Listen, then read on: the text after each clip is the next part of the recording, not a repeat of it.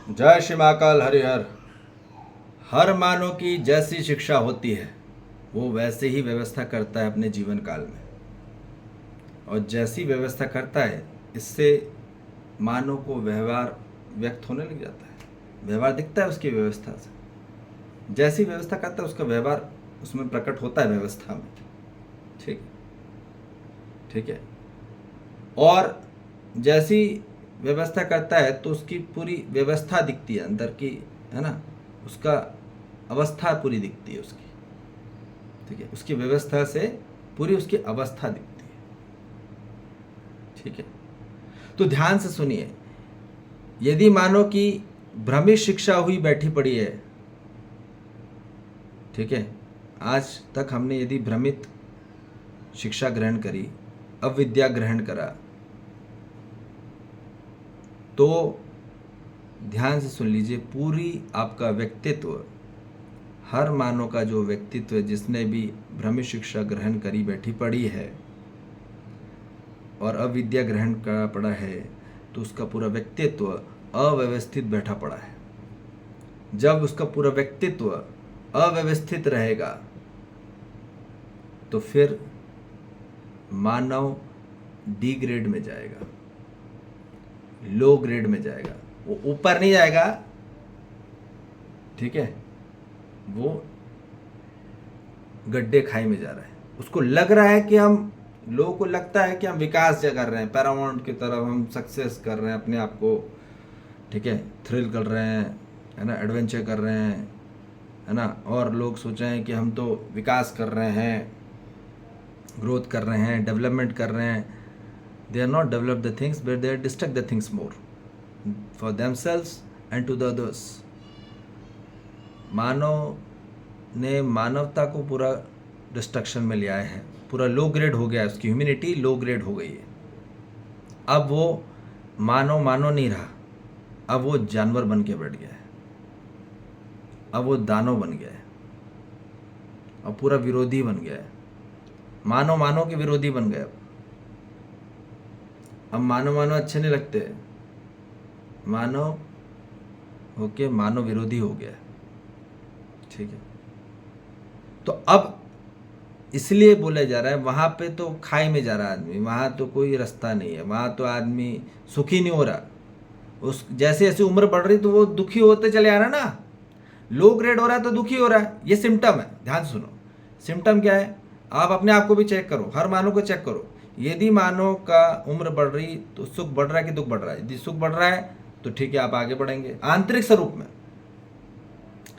वो वाला सुख नहीं, सुविधा अधिकार नहीं बोल रहे हम, वो सुख नहीं होता जो परमानेंट, लगातार, कभी खुशी कभी गम नहीं बोल रहे। जो परमानेंट सुखी बैठा रहता है आपके अंदर में। कभी ऐसे नहीं कि हैप्पी डे बना रहे तो तब आप खुश हो रहे, वो नहीं। परमानेंट आप में अंदर एक खुशहाली प्राप्त रहे कि नहीं, वो देखिए। ठीक है।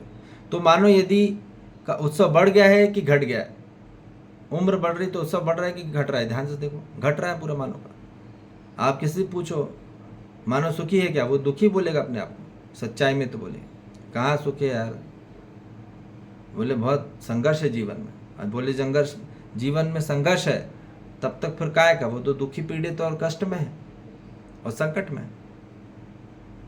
तो इसलिए अब मानव को जागृत शिक्षा की तरफ में आना है, इतना बस ध्यान रख लो।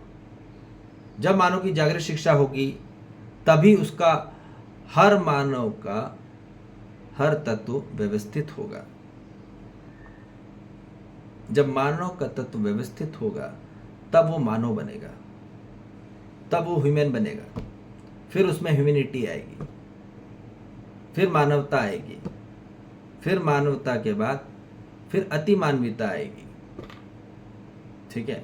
फिर मतलब वो देव मानवीयता की ओर आएगा, फिर वो दिव्य मानवीयता की ओर आएगा। तो पहले मानव ह्यूमैनिटी बनेगा, ह्यूमैनिटी की तरफ में आएगा, फिर सुपरिटी की तरफ में आएगा, फिर डिविनिटी की तरफ में आएगा। ठीक है। और यही होना है हर मानव जाति को, ये अपग्रेडेशन है। ठीक है। अपने आप को अपडेट करना है ना, जैसे सॉफ्टवेयर अपडेट होता है तो अपडेट ही होता है ना। अब कौन पीछे जमाने में जाएगा, ठीक है, होगा तो अपग्रेड ही होगा और अपडेट ही होगा। ठीक है, तो यही मानव को होना है, पर प्रकृति के संतुलन के साथ। यही पूरा जागृत शिक्षा है। यदि ऐसा नहीं कि आप आगे चले और प्रकृति को आपने पूरा निचोड़ साड़ कर दे दिया और आप ही पूरा अपने आप को नाश कर डाले, ये नहीं। ये बोला जा रहा है जागृत शिक्षा में, जहाँ प्राकृतिक, सामाजिक और पारिवारिक का पूरा संतुलन हो, वो जागृत शिक्षा है। अभी क्या हो रहा है, पारिवारिक और सामाजिक क्या हो रहा है, अपने आगे आगे भागे जा रहे हैं और प्रकृति को पीछे ही छोड़ दिया है, तो पूरा असंतुलन बैठा पड़ा है। मतलब क्या हो रहा है, मानो पूरा दिन भर क्या कर रहा है, समाज को दे रहा है, फिर बचता समय तो परिवार को देता है। अब उसका जो समय रह गया बाकी, फिर वो कहाँ जाता है, वो टाइम पास में चले जाता है। तो वो उसका समय प्राकृतिक के लिए नहीं जा पा रहा, वो पूरा अव्यवस्थित है। कई लोग पूरा प्रकृति में चले जा रहे हैं, ठीक है, तो परिवार समाज को छोड़ दिए, तो वहाँ पे गड़बड़ हो गया। तो इसलिए तीनों में बराबर ध्यान देना होगा, तब वो जागृत शिक्षा है। ठीक है, तो ध्यान से सुनिए। मानो कि जैसे संस्कार बैठते हैं, ठीक है, वैसे उसकी इच्छा जाहिर होती है। और संस्कार कैसे बनते हैं, संस्कार बनते हैं अध्ययन से।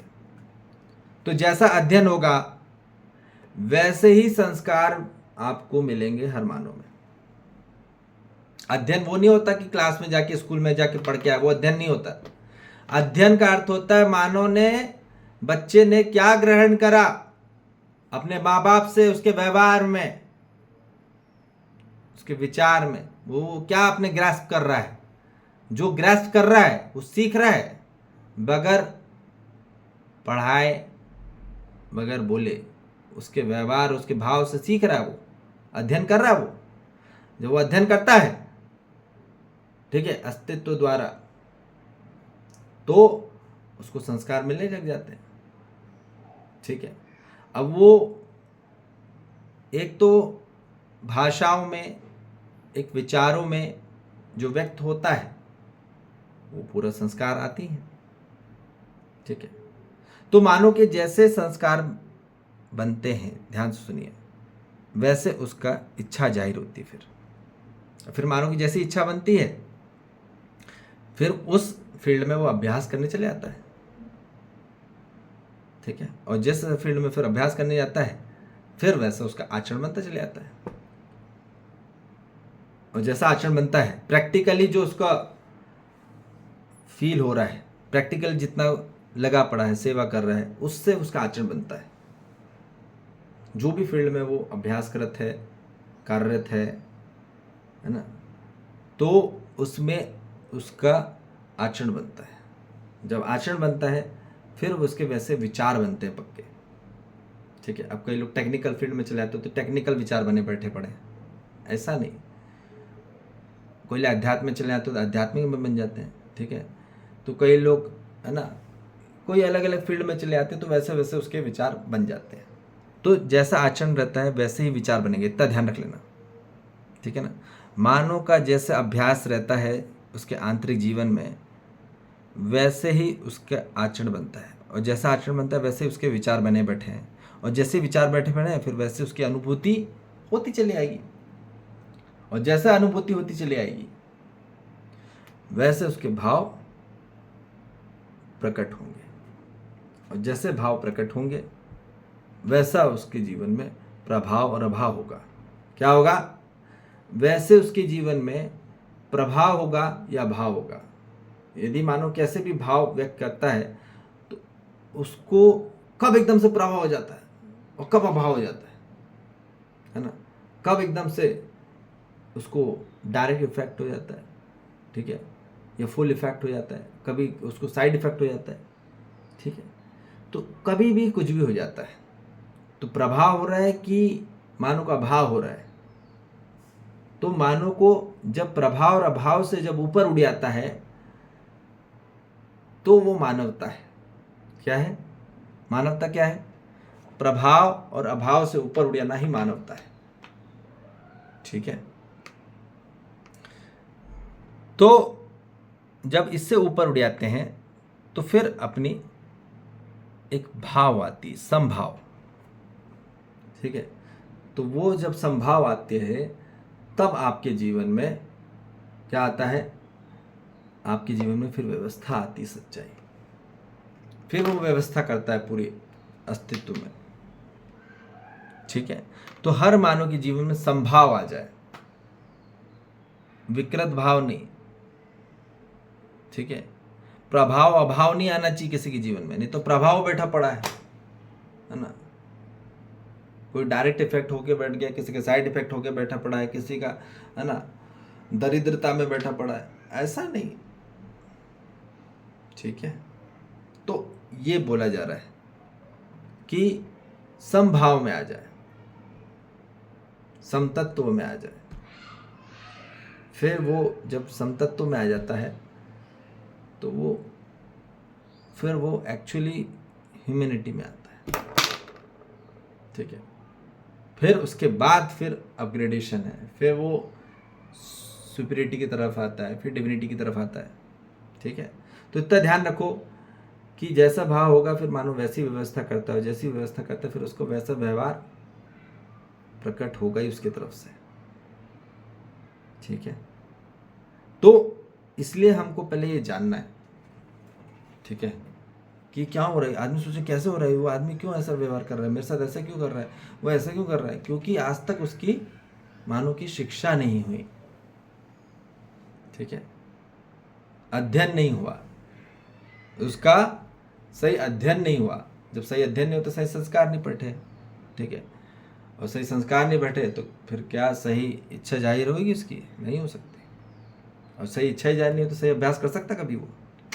जो सही अभ्यास ही नहीं कर सकता तो सही आचरण कहाँ से ढलेगा। और सही आचरण नहीं ढला तो मानव का फिर सही विचार कैसे बन सकता है। और जब सही विचार नहीं बन सकता तो सही अनुभव कैसे हो सकता है उसका। तो सही अनुभव नहीं हो सकता फिर सही भाव उसके व्यक्त नहीं हो सकते। और सही भाव नहीं हो सकते तो फिर पूरा भाव प्रभावी होता रहेगा उसमें। और फिर पूरी उसकी व्यवस्था, उसकी पूरी व्यवस्था पूरी गड़बड़ होती चली आएगी। तो हमको सबको व्यवस्था के साथ जीना है ना, तालमेल के साथ। कैसा व्यवस्था कैसी होनी है, तालमेल। आज पूरी व्यवस्था क्या हो जाती है, गड़बड़ जा रही है। भ्रमित शिक्षा में, भ्रमित मानव में क्या हो गया, तालमेल गड़बड़ हो गया, पूरा डिसबैलेंस हो गया, डिसऑर्गेनाइज्ड हो गया। ये बोला जा रहा है। जब मानव डिसऑर्गेनाइज्ड होकर बैठा है, अंदर डिसऑर्गेनाइज्ड है, खाक ऑर्गेनाइज्ड करेगा अंदर बाहर। कहाँ, मेंटली, साइकोलॉजी, इमोशनली, फाइनेंशियली नहीं बोल रहा हूं मैं। पैसे को अच्छे से जमा के रखना है, पैसे बहुत ज्यादा हो जाना है, वो नहीं है व्यवस्था। व्यवस्था का अर्थ है आचरण और व्यवहार। जब मानव के जीवन में आचरण होता है, व्यवहार होता है, तो वो व्यवस्थित होता है। जब आचरण ही नहीं है, व्यवहार ही नहीं है, क्या खाक उसमें व्यवस्था रहेगी। आदमी इसलिए नहीं जी पा रहा, जिंदा रह रहा है मरेले थकेले टाइप। तो इसलिए